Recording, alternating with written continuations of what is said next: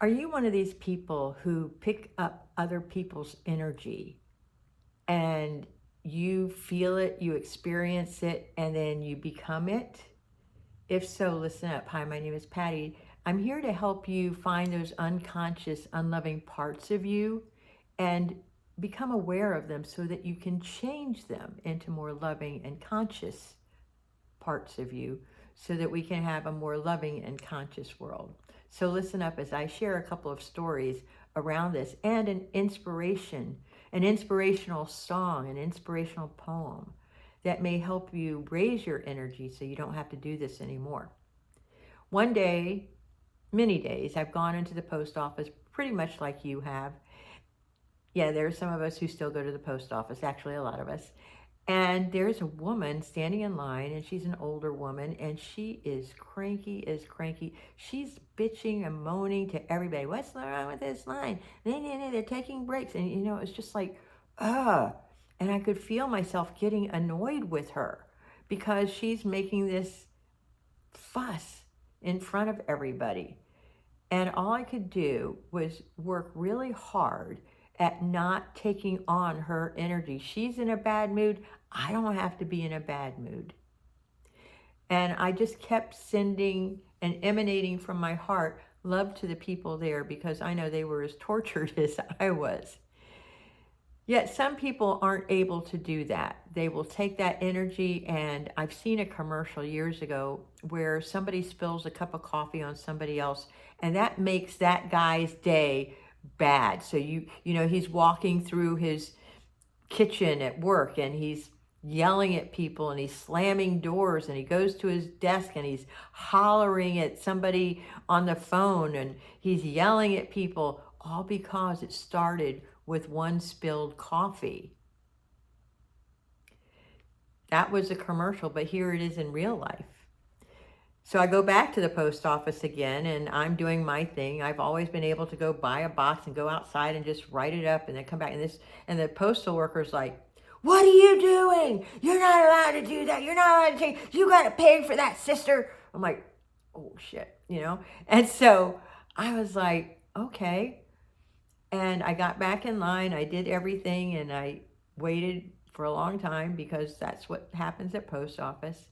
And I went up to her and I said, "Wow, you're having a really bad day. What's going on?" She says, "These youngsters today, one of my one of my staff people decided that she didn't want to set her alarm. And could I come and pick her up? And because she showed up late today, I have to do her job."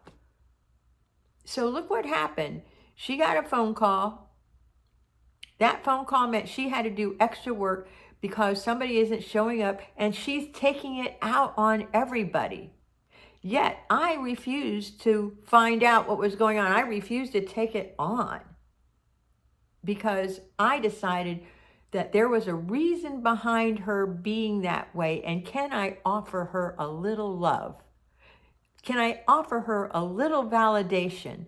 Can I offer her a little bit of peace so that she can right herself? She can get centered again. And once I was able to do that, her whole energy shifted. Now, I made a choice, and so can you. When you are about ready to go out into the world, you can get centered first. You can make a decision that you are going to be the love of today for people. Now, I am not saying that people aren't going to be jerks, because they are going to be jerks. This is the holiday season. People are acting up and being weird and being short-tempered. They're also being very loving. And it is our responsibility as human beings that we have been given this life to live it in a loving way. So what I want you to do today is I want you to listen to one of my favorite songs that I had when I was growing up as a kid. It's called the Desiderata, and it's one of the most inspiring songs I have ever listened to. And I invite you to listen to it too. And here are some of the words that were found in my One Day at a Time from yesterday, but I loved it so much I wanted to share it. And the Desiderata says, "Go placidly amid the noise and haste, and remember what peace there may be in silence. as far as possible, without surrender, be on good terms with all persons. Speak your truth quietly and clearly. Listen to others, even the dull and ignorant. They too have their story. And just like the Serenity Prayer, repeating these phrases each morning could establish our mood for that day and make the day a good one.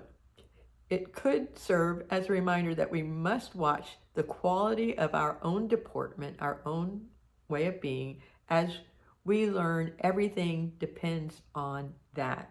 And I will not let my inner peace be disturbed by the confusions around me. I will be gentle and tolerant while maintaining my right to my individuality. I will listen and appreciate and not judge the source of what I hear. And this is my work. This is the essence of what I'm doing with you, is finding those parts of us when we find ourselves being irritated and judgmental of other people. We need to go back to our hearts and say, you know what? This is about them. It's not me. I'm not taking this on. This is where they are right now.